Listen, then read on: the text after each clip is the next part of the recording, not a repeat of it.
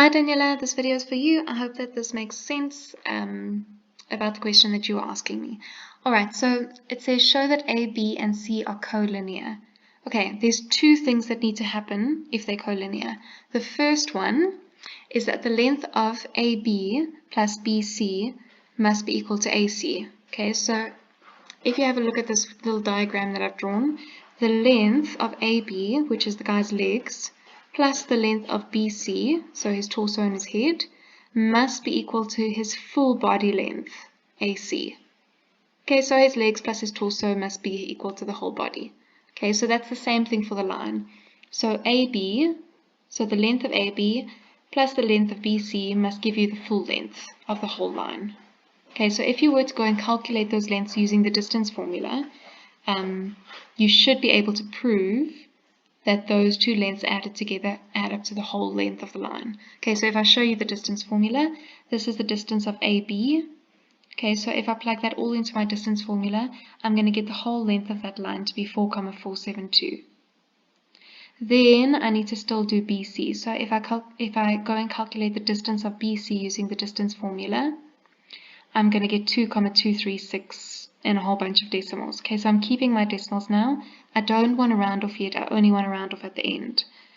Okay, so I've calculated those two lengths separately. Now I'm going to go and I'm going to calculate the whole length of AC using these 2 points, 2,6 and minus 1,0. So if I calculate that full length, the length of AC is going to be 6,71.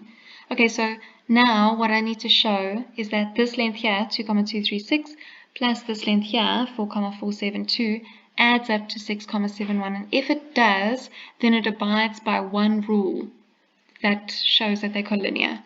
Okay, so it turns out that if I do add those two lengths, I get 6,71. So I know that one of the rules applies. Okay, so this first rule that the length AB plus BC must be equal to AC.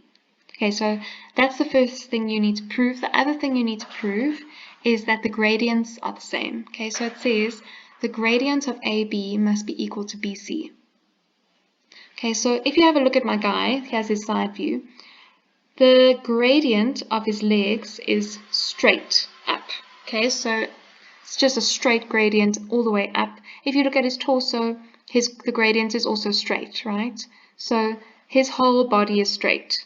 So if I were to calculate the gradient of his legs, it's going to be the same as the gradient of his torso, right? It's the same slope, it's the same steepness of the line.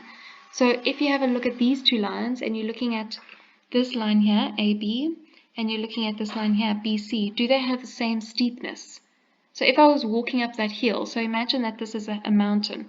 Okay, so here's my little person here. So if I'm walking up this hill, does it get any steeper when I get to this point?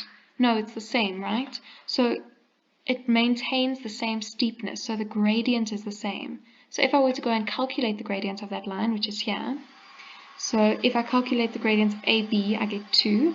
Then if I go and calculate the length of the gradient of BC, I'm also going to get 2, because the steepness hasn't changed. They're on the same line, right? So that means that the gradient of AB is equal to BC, which means that that's another thing that shows that they're collinear.